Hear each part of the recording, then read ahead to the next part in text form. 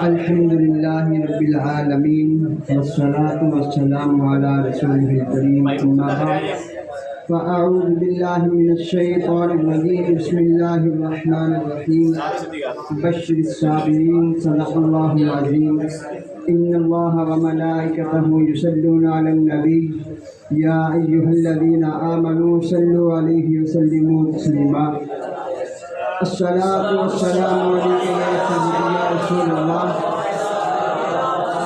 الصلاۃ والسلام علیک یا سیدی یا حبیب اللہ جھوم جھوم کر لیجیے الصلاۃ والسلام علیک یا سیدی یا نور اللہ وعلی آلک واصحابک یا سیدی یا محمد رسول اللہ شاہ است حسین بادشاہ است حسین دین است حسین دین پناہ است حسین سرداد نداد دستے در دستے یزید حقہ کے بنا لا الہ است حسین بعد از حمد و صلات درود اس ذات مقدس پر جس کے پسینے سے پھولوں کو خوشبو ملے جس کے نور سے چاند کو چمک ملے سورج کو دمک ملے جب وہ زلفیں سنوارے تو رات کو اندھیرا مل جائے جب وہ چہرے سے پردہ ہٹائے تو صبح کو سویرا مل جائے عزیزان گرامی بندہ نفیس نے جس موضوع کو اپنی گفتگو کا عنوان بنایا ہے وہ ہے شہادت حسین دعا ہے اللہ رب العزت مجھے حق بیان کرنے کی توفیق عطا فرمائے اور آپ کو حق سن کر اس پہ عمل کرنے کی توفیق عطا فرمائے شہادت حسین سے قبل شان حسین پر ایک بات کروں گا ایک مرتبہ میرے آقا کریم علیہ السلام نے امام حسین رضی اللہ تعالی عنہ آپ کو اپنے کندھوں پہ بٹھایا ہوا ہے اور چل رہے ہیں حضرت عمر رضی اللہ تعالی عنہ نے جب یہ منظر دیکھا کہ میرے آقا کریم کے کندھوں پہ امام حسین بیٹھے ہیں دیکھ کر کہنے لگے واہ واہ سواری کتنی کمال ہے تو میرے آقا کریم علیہ السلام نے مسکرا کے فرمایا اے عمر تو نے سواری کمال کی دیکھی ہے اوپر دیکھ سوار کتنا کمال ہے ابھی تو یہ سواری کمال ہے اوپر دیکھ سوار کتنا کمال ہے اگر سواری نبیوں کا امام ہے سوار بھی تو جنگی جوانوں کا امام ہے عزیزان گرامی جب میدان کربلا میں امام حسین رضی اللہ تعالی عنہ میدان کربلا میں یزیدیوں کے سامنے اترے ہر طرف یزیدی کھڑے ہیں ایسا لگ رہا ہے کہ یزیدی فوج کے سامنے کوئی دلیر کھڑا ہے یوں لگتا ہے کہ جیسے بیڑوں کے لیور میں کوئی شیر کھڑا ہے تو پھر امام حسین رضی اللہ تعالیٰ عنہ جب میدان میں پہنچے تو آپ نے ایک خطبہ ارشاد فرمایا یزیدیوں سے مخاطب ہو کر فرمایا یزیدیوں سنو میں وہ حسین ہوں جس کے بارے میں آقا کریم علیہ السلام نے فرمایا جس نے حسن و حسین سے دشمنی کی اس نے مجھ سے دشمنی کی جس نے مجھ سے دشمنی کی اس نے خدا سے دشمنی کی اے یزیدیہ سنو میں وہ حسین ہوں جس کے بارے میں آقا کریم علیہ السلام نے فرمایا میرے حسن و حسین جنگی جوانوں کے سردار ہیں میں فاطمہ کا نور نظر ہوں حضرت علی المرتضیٰ شیر خدا کا لخت جگر ہوں جب یہ باتیں فرمایا اے یزیدیوں بتاؤ تم کل حشر کو کیا جواب دو گے تو جب یزیدی فوج نے یہ باتیں سنی تو امام حسین کی یہ باتیں سنی یزیدی فوج کے دل پر وہ باتیں اثر کرنا شروع کر گئی یزیدی فوج کی آنکھوں سے آنسو آنا شروع ہو گئے جب آنکھوں سے آنسو آنا شروع ہو گئے ابن سعد اور شمر جیسے لوگوں نے شور کرنا شروع کر دیا انہوں نے کہا اے حسین دو ہی باتیں ہیں یا یزید کی بیعت کر لو یا جنگ کے لیے تیار ہو جاؤ فرمایا سنو میں جانتا تھا کہ تم لوگ میری طرف نہیں آنے والے لیکن میں نے یہ تقریر یہ خطاب اسی لیے کیا ہے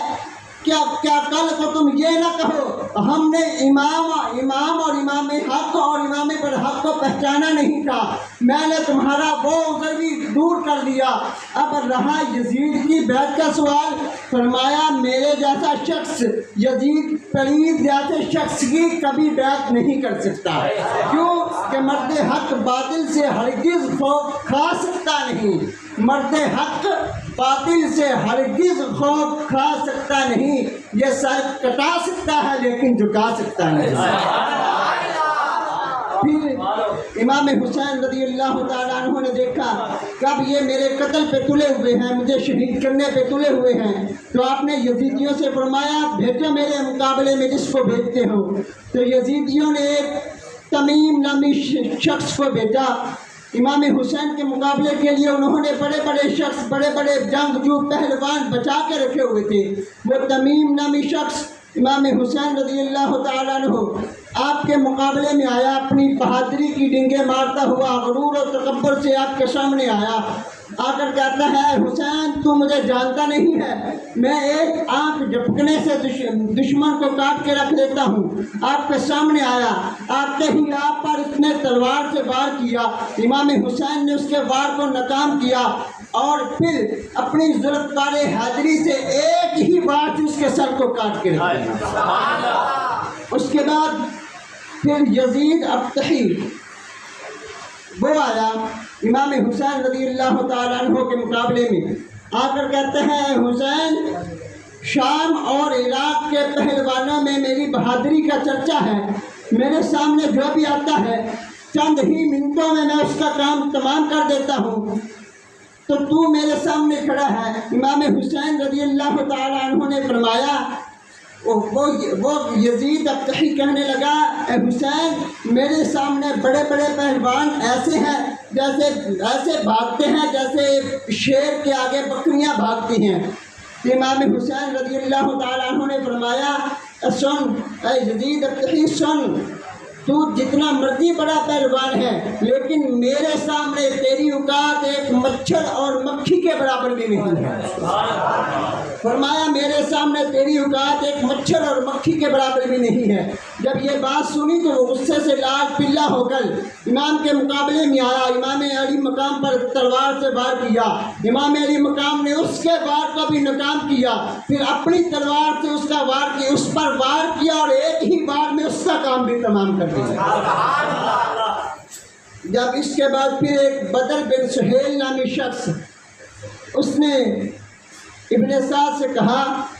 کہ تو نے کن لوگوں کو حسین کے مقابلے میں بھیجا جو ایک ہاتھ بھی جم کر لڑ نہ سکے؟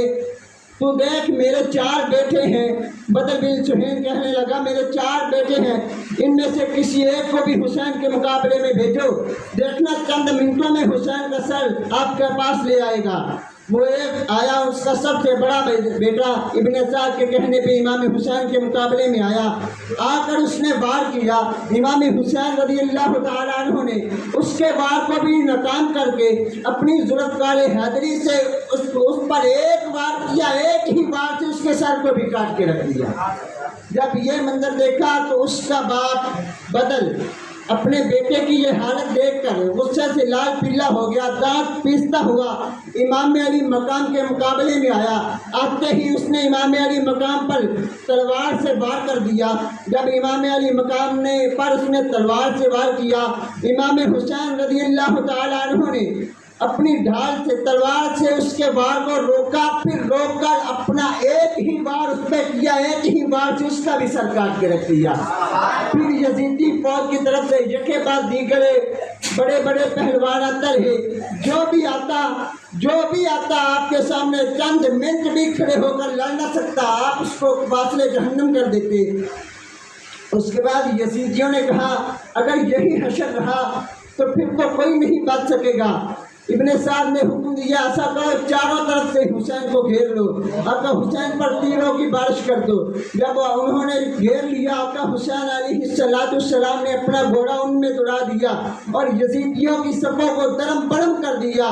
جس طرف جاتے گئے ان کو کاٹتے چلے گئے۔ پھر انہوں نے کیا کیا، کہ یک بارگی سے ہر طرف سے امام حسین رضی اللہ تعالیٰ عنہ پر تیروں سے برسات کر دی، تیروں سے حملہ کر دیا۔ پھر ایک زہر آلود تیر آپ کی پیشانی پہ پیوست ہو گیا، جس سے آپ کی پیشانی پہ پیوست ہوا تو آپ کی پیشانی سے خون کا فوارہ ابل پڑا اور آپ زمین پر گر پڑے اور سجدے میں سجدہ کیا، سجدہ شکر ادا کیا۔ سجدہ شکر جب ادا کیا تو آپ کی روح پرواز ہو گئی۔ انا للہ و انا الیہ راجعون۔ دعا ہے اللہ رب العزت سے میرے چند جملے اپنی بارگاہ میں بولے منظور فرمائے۔ آخر میں یہ شعر کہوں گا کہ جن کے دل پتھر کے ہیں ان پر ہوگا ہی میری بات کا کیا اثر، میرے دل کی صدا تو درد مندوں کے لیے ہے، وما توفیقی الا باللہ۔